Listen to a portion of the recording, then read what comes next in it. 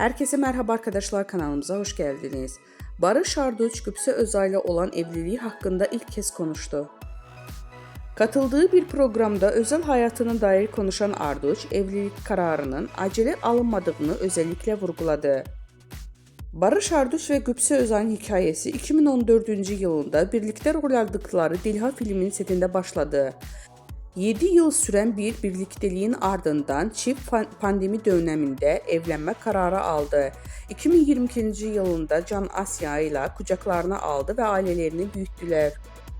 Evliliğe dair en dikkat çeken sözleri ise ilişkide dengeye verdiği önem oldu. Barış Arduç, hayat sadece evlenmekten ibaret değil. Eşinizle sıkılmayı da başarabilmeniz lazım. Her şeyi birlikte yapmak zorunda değilsiniz. Birbirinize alan açmak evliliğin en önemli parçalarından biri diyerek uzun soluklu ilişkilerinin sırrını paylaştı.